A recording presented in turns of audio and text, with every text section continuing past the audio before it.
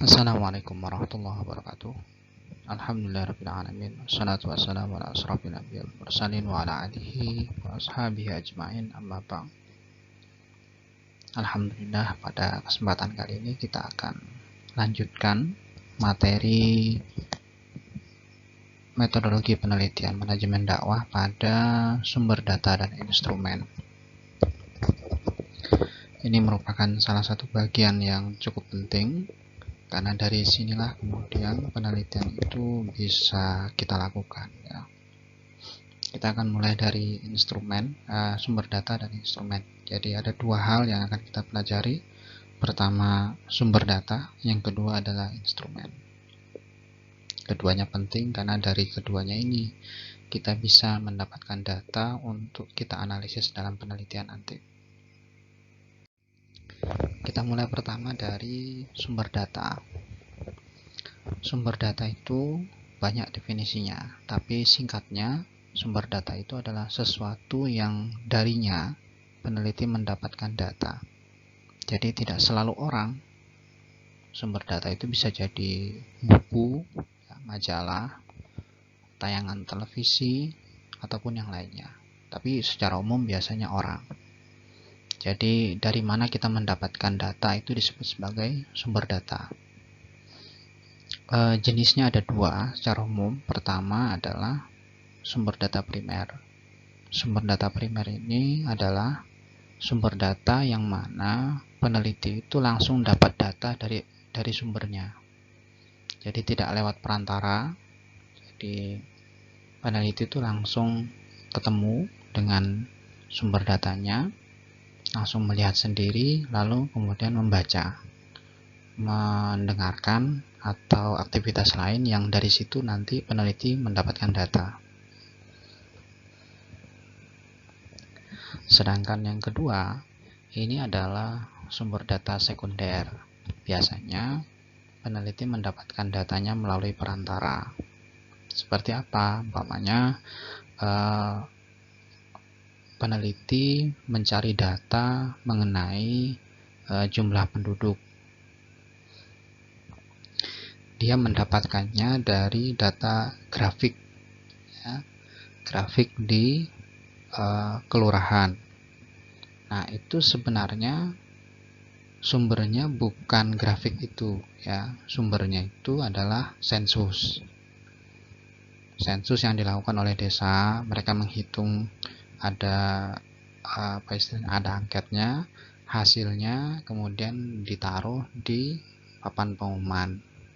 Nah, pada saat peneliti melihat itu, dia mendapatkan data dari sumber sekunder. Kenapa? Karena data aslinya itu bukan dari papan pengumuman. Data aslinya itu dari penduduk. Tapi karena sudah dilakukan penghimpunan data sebelumnya oleh orang lain, maka peneliti mendapatkannya dari sumber yang lain. Jadi tidak berasal dari sumber asalnya. Nah, berbeda dengan sumber primer. Sumber primer itu peneliti langsung ketemu, melihat asal datanya itu dari mana. Umpamanya kalau di kualitatif, orang wawancara, ketemu langsung dengan orangnya, informannya, lalu ngobrol, lalu bertanya.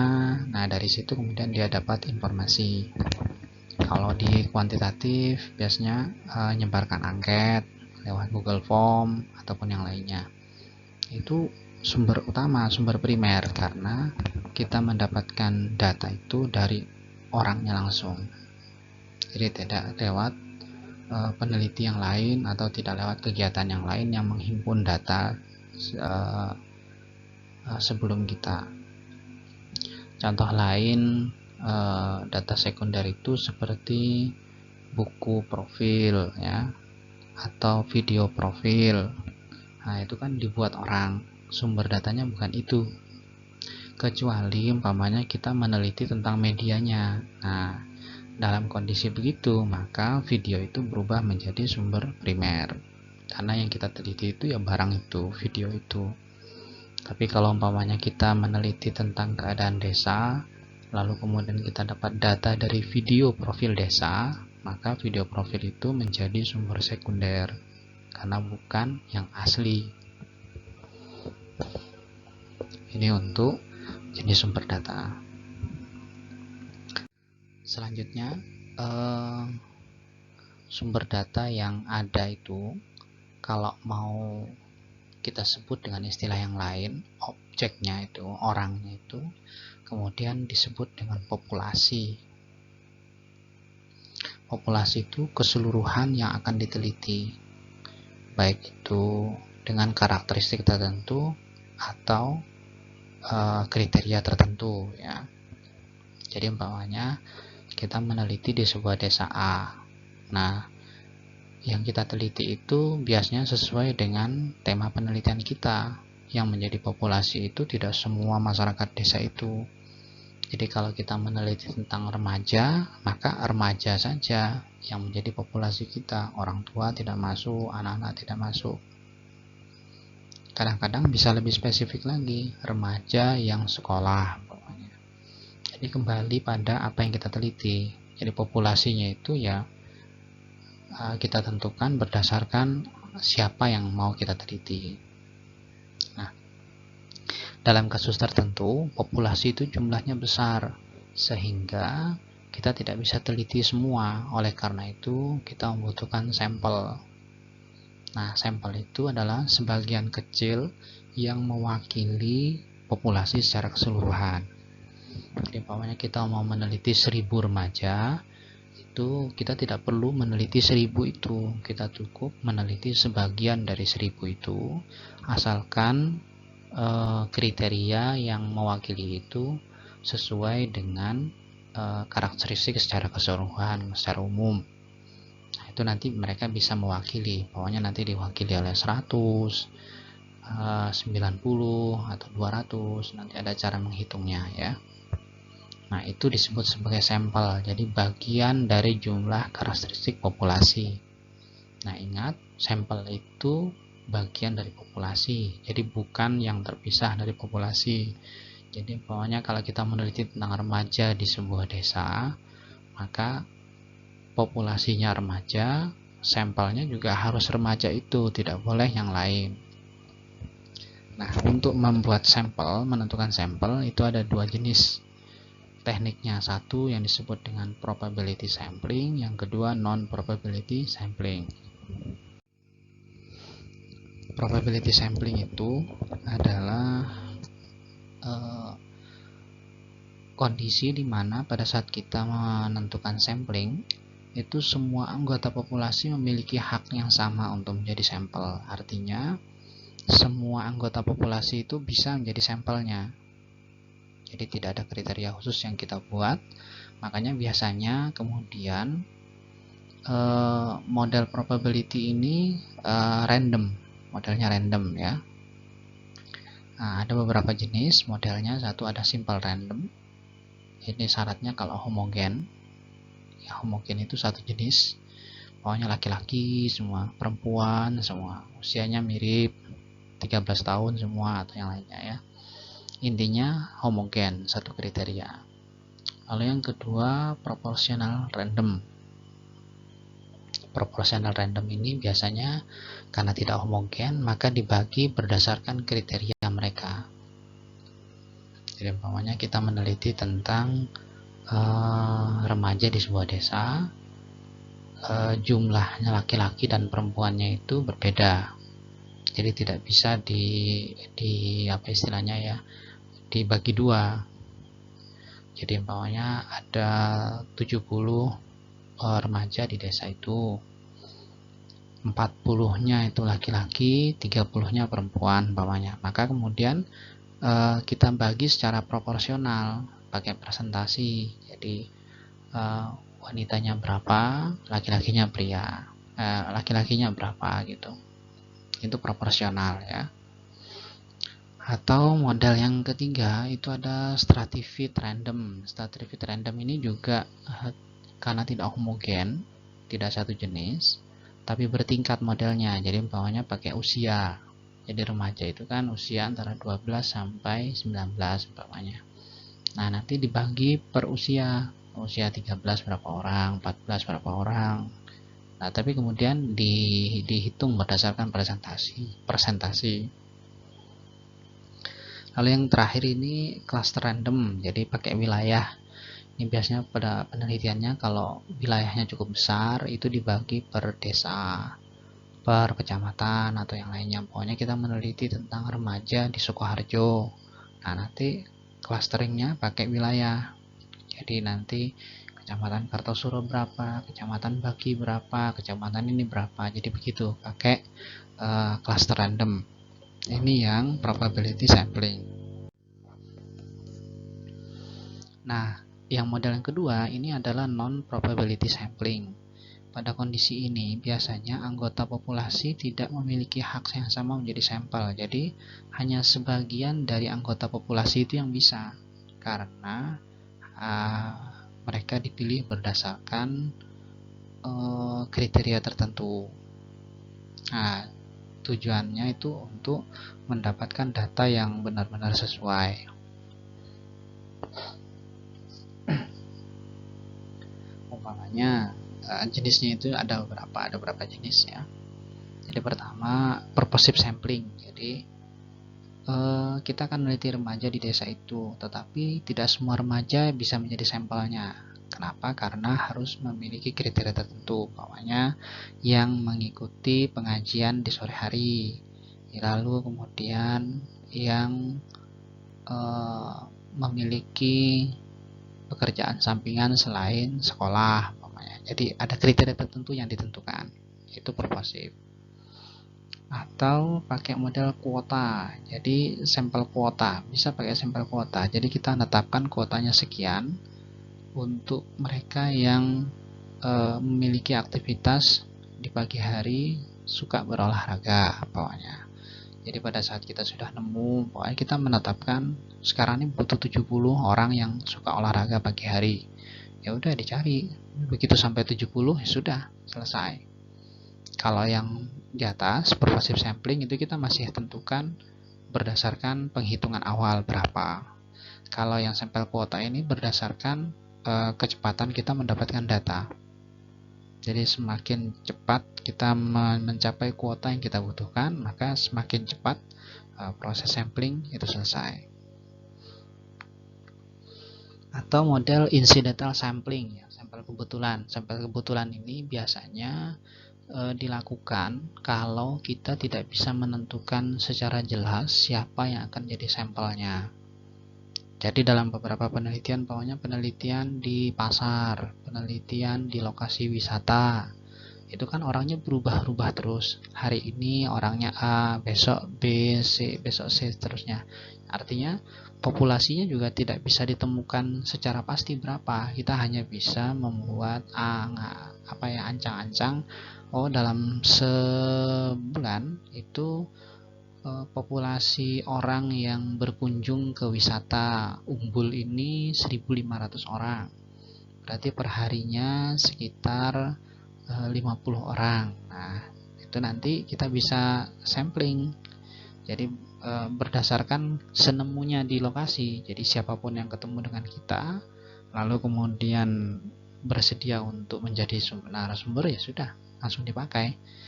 Walaupun orang tersebut bisa jadi besoknya sudah tidak datang ke situ lagi. Itu sampel kebetulan. Ada systematic sampling. Ini systematic sampling ini orang dijadikan sampel karena dia memenuhi kriteria tertentu berdasarkan urutan tertentu, umpamanya urutan undian, urutan nama, ya, berabjad A, B, C dan seterusnya. Itu bisa pakai model itu. Lalu yang terakhir ini disebut sebagai snowball sampling atau sampel bola salju. Ini karena kita tidak bisa menentukan dari awal berapa orang yang akan kita gunakan. Biasanya ini dalam penelitian kualitatif dipakai dalam model getuk tular. Jadi umpamanya kita tidak tahu nih sebenarnya sumber kita ini siapa sih sebenarnya. Oleh karena itu kita tanya pada seorang sesepuh atau kepala desa, Pak, ini saya cari data ini kira-kira dapat dari siapa ya? Lalu nanti kemudian dari kepala desa, oh coba ke Pak Cari ya, nanti ketemu Pak Cari, nanti tanya dengan dia kira-kira datanya ada di mana. Nanti setelah itu ketemu dengan Pak Cari. Nanti Pak cari ngobrol, oh saya nggak punya data semua ini, hanya ada 2 datanya. Nanti coba ketemu dengan si B, ketemu dengan si C. Nah nanti terus begitu, jadi berkembang. Awalnya dari 1, 2, 3 terus sampai bisa jadi 100, 150, 200. Itu nanti tergantung kebutuhan penelitian kita. Jadi semakin banyak data yang kita butuhkan dalam model snowball sampling, maka sampelnya akan lebih banyak lagi yang dibutuhkan. Jadi modelnya itu ya getuk tular, dari si A lempar ke si B lempar ke C, terus begitu sampai seluruh data yang kita butuhkan didapatkan. Oke, terkait jumlah sampel ya, bagaimana menentukan sampel. Jadi untuk bisa tahu sampel itu, terutama dalam model probability sampling, itu kita harus tahu dulu populasinya berapa. Setidaknya kita tahu populasinya berapa. Kecuali dalam beberapa kasus seperti purposive ataupun snowball ya, snowball itu kita tidak bisa tentukan. Dalam sampel kebetulan sendiri, accidental sampling, kita harus tentukan dulu di awal populasinya berapa, sehingga bisa kita hitung kita butuh berapa sampelnya. Populasinya harus diketahui dulu, lalu kemudian margin error atau taraf signifikansi kebenaran berapa. Jadi nanti ada istilahnya margin error. Margin error itu kemungkinan ada error, kemungkinan error yang terjadi, kesalahan yang terjadi dalam proses penelitian. Semakin kecil margin error, maka semakin baik hasil penelitian itu. Nah, untuk menentukan sampel sebenarnya ada beberapa teknik yang sudah baku dan gampang, tinggal dipakai saja. Pertama, model tabel Krejci. Ini sudah ada tabelnya. Lalu yang kedua ada nomogram Henry-King, atau yang ketiga ada pakai rumus Lovin. Ini kita lihat contohnya ya. Ini tabel Krejci. Jadi kita bisa lihat ada N di paling kiri. Lalu kemudian jumlahnya berapa? Ini jumlah populasinya ya. Lalu kalau 1% jumlahnya sekian sampelnya, kalau 5% sekian, kalau 10% sekian. Persen ini bukan persen dari populasinya, tapi dari taraf signifikansi kebenaran yang ada.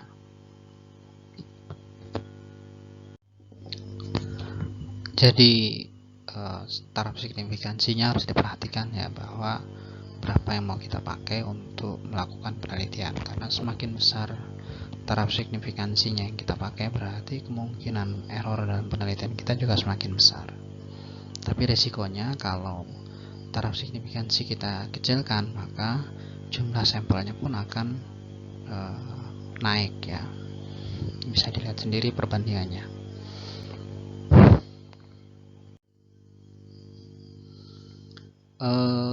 Sedangkan rumus Lovin begini ya, jadi ada rumusnya cara menghitung berapa jumlah sampel. Jadi bisa dilihat ini. Jadi ada caranya sudah. Jadi N besar itu adalah jumlah populasinya, sedangkan N kecil itu adalah jumlah sampel yang akan dicari. Jadi ini cara menghitungnya, ada rumusnya, tinggal dijalankan saja, nanti ketemu berapa jumlah populasinya. Sekarang kita masuk ke instrumen penelitian atau alat untuk melakukan penelitian. Jadi kalau tadi itu sumbernya, sekarang adalah instrumennya, alat yang digunakan untuk mengambil data itu.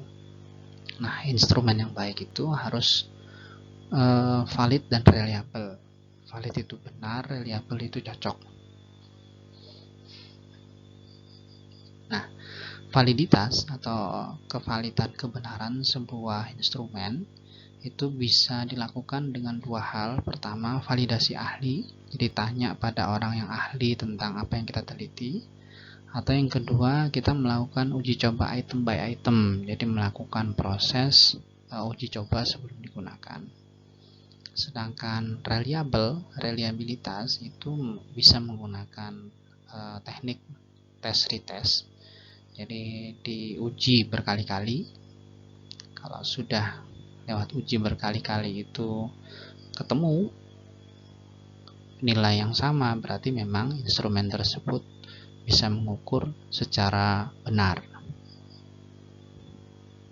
secara sesuai dengan apa yang diukur gitu loh. Jadi analoginya tuh begini ya terkait dengan validitas dan reliabilitas itu. Jadi kalau kita ingin mengukur sebuah panjang, maka kita harus memastikan alat ukur yang kita pakai itu sesuai.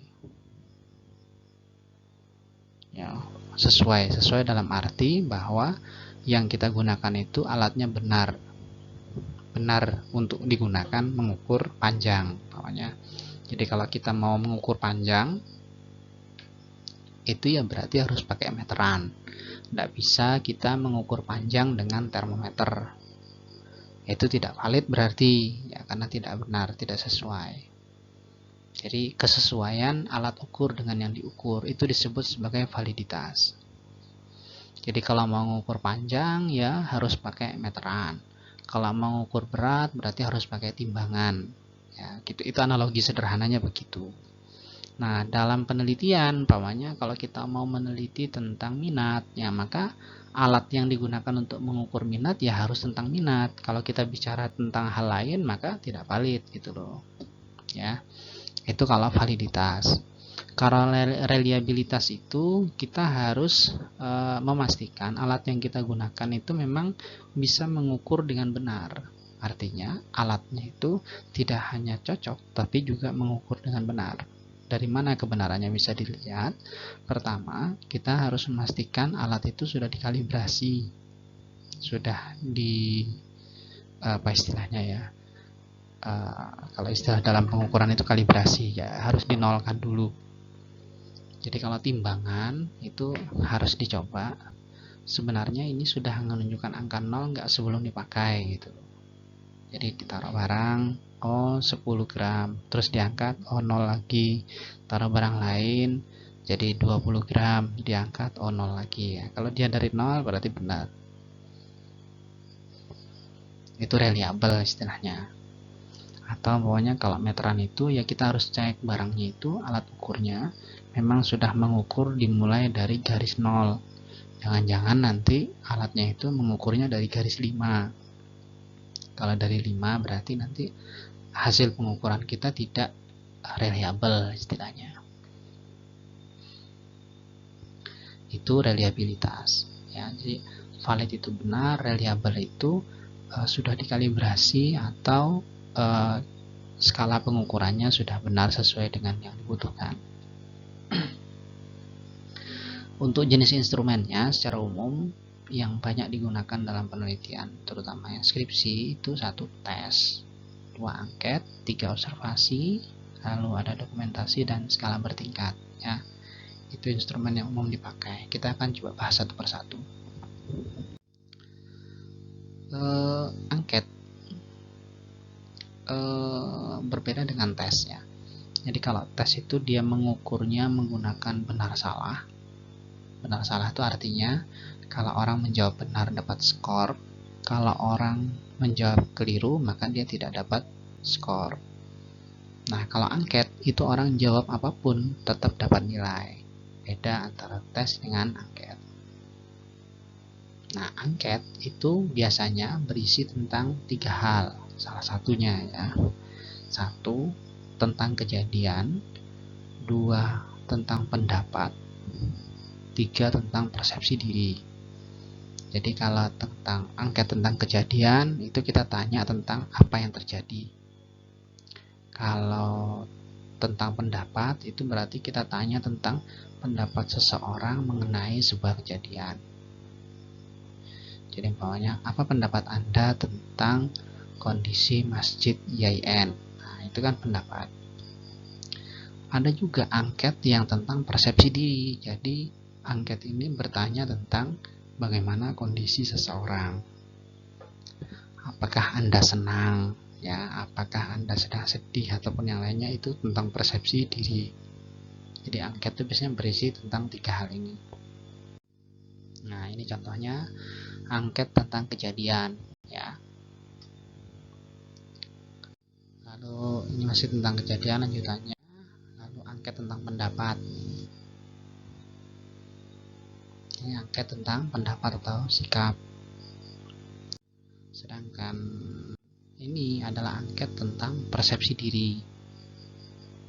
Jadi tentang bagaimana kita memahami diri kita sendiri. Oke, itu tadi tentang angketnya. Sekarang tentang skala penilaian. Jadi bagaimana kita membuat skor dari jawaban orang. Ada banyak itu, ya, ada banyak jenis skala penilaian. Ada pertama skala yang disebut sebagai skala Likert, yang kedua ada Goodman, yang ketiga Thurstone, ada kemudian semantik diferensial, ada rating scale. Nah, kalau Likert itu mengukurnya tentang sikap, pendapat, persepsi, dan preferensi. Jadi tentang 4 hal ini ya. Likert itu mengukur tentang sikap, pendapat, persepsi, dan preferensi. Preferensi itu kecenderungan orang terhadap sesuatu. Biasanya kalau Likert itu disusun secara bertingkat dari yang terbaik ke yang terjelek. Jadi sebenarnya pertanyaan tentang Likert itu boleh saja jawabannya diganti ya, walaupun secara umum itu sangat setuju, ragu-ragu, tidak setuju, sangat tidak setuju. Dia bisa dirubah menjadi sangat baik, biasa, atau dan seterusnya. Atau kita ganti dengan jawaban lain tetapi masih dalam kriteria yang sama. Jadi masih dalam kondisi sangat baik ke yang jelek. Itu prinsipnya tuh begitu. Lalu yang selanjutnya adalah skala Goodman. Ini mengukur sama sikap, preferensi, persepsi terhadap orang lain. Tapi dia lebih sederhana karena hanya punya 2 jawaban. Ya, tidak, baik, buruk, benar, salah. Jadi Goodman itu ada 2. Kalau Likert tadi 5, walaupun ada yang bilang ada yang pakai 4 ya. Likert itu ada yang pakai 4, ada yang pakai 5. Tapi kalau Likert yang asli tetap 5. Nah, kalau Goodman hanya 2. Ya, tidak, benar, salah, baik, buruk. Lalu ada skala Thurstone. Skala Thurstone ini kita meminta orang untuk memberikan nilai dari yang terbaik hingga terjelek. Terbaik itu 1, terjeleknya 8 ya. Jadi nanti dia menilai diri sendiri. Kalau dia sangat baik dia pilih 1, tapi kalau dia merasa tengah-tengah dia mungkin akan nilai 4 atau 5 ya. Ini pakai skala Thurstone. Nah, ada yang berbeda lagi, mirip dengan Thurstone sebenarnya, tapi modelnya semantik diferensial. Jadi kita akan bertanya tentang 2 hal yang bertolak belakang pada orang, lalu itu dikaitkan dengan kondisi tertentu, dari yang terjelek pada dari yang terbaik ke yang terjelek, sama dengan yang sebelumnya, sama dengan Thurstone. Hanya saja kriterianya diletakkan di nilainya. Jadi contohnya ini gaya kepemimpinan HMJ, ada demokratis, bertanggung jawab, disiplin. Ini yang terbaik. Yang otoriter, yang tidak baiknya otoriter, tidak bertanggung jawab, tidak disiplin. Nah, nanti kita menilainya berdasarkan skornya. Jadi pokoknya menurut saya agak-agak demokratis sedikit. Nah, kita kasih angka 3 pokoknya. Tapi sangat bertanggung jawab, udah kasih 1 dan seterusnya gitu ya. Ini semantik diferensial. Nah, atau yang model rating ya. Rating biasanya kamu kan pakai aplikasi terus diminta untuk ngasih rating. Kalau lagi belanja kasih rating, lagi Gojek gitu, habis menggunakan sebuah layanan, nanti kita diminta untuk memberikan rating. Ini contohnya ya. Jadi kita umpamanya kualitas layanan akademik FUD itu kalau 1 sangat baik, kalau 5 jelek. Nah, kita tinggal kasih rating aja 2, 3 atau seterusnya. Ini rating scale istilahnya. Nah, itu tadi yang angket. Nah, yang sekarang ini lembar observasi. Jadi kalau kita mengobservasi, karena penelitian itu kadang-kadang tidak hanya mengasih angket, tapi juga melakukan observasi. Jadi kita harus melihat kondisi sesuatu, maka ada instrumennya namanya lembar observasi. Lembar observasi ini biasanya digunakan pada saat kita akan menilai sebuah kegiatan atau aktivitas yang dilakukan langsung oleh orang yang kita teliti, tapi yang melakukan proses pengambilan datanya kita peneliti. Jadi mereka tidak ngisi sendiri lembar observasi ini, kita melihatnya berdasarkan apa yang dilakukan. Jadi contohnya itu seperti ini ya. Jadi kita akan melihat bagaimana aktivitas guru di kelas. Nah, nanti kita mengasih skor aja. Pokoknya ini tentang menyampaikan tujuan dan mempersiapkan siswa. Peran guru.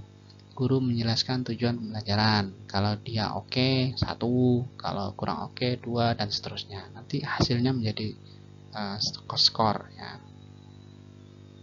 Hanya bedanya itu kalau angket itu dia ngisi sendiri, orang yang kita teliti.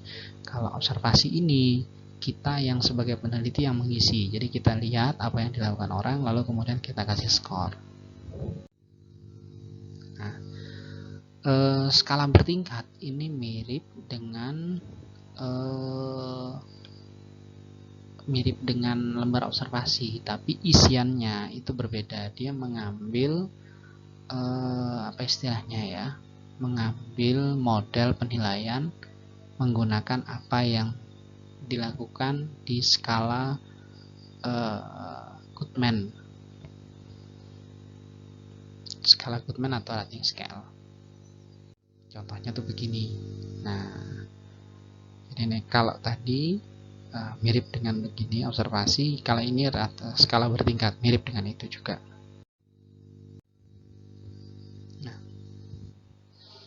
Nah, di awal tadi kita sudah bahas tentang uji validitas dan reliabilitas. Nah, bagaimana kemudian instrumen yang kita gunakan itu sebelum dipakai harus kita pastikan instrumen itu valid dan reliable. Nah, untuk mengujinya itu bisa gunakan bivariate Pearson korelasi product moment di SPSS itu untuk uji validitas, sedangkan uji reliabilitas bisa pakai Spearman Brown atau Cronbach Alpha. Bisa dicari di mata kuliah statistik tentang bagaimana melakukan ujinya. Tapi yang jelas instrumen itu harus valid dan reliable, dan untuk memastikan data yang dihasilkan itu benar dan bisa dianalisis. Jadi uji validitas dan reliabilitas itu menjadi satu syarat penting saat kita melakukan penelitian dengan menggunakan instrumen. Bagaimana dengan di kualitatif? Ini kan tadi kita bicara panjang lebar tentang kuantitatif.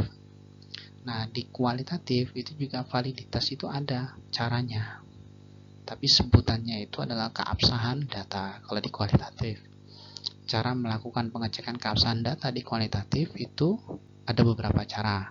Tapi yang umum digunakan orang adalah pertama triangulasi. Triangulasi itu membandingkan satu sumber dengan sumber lain.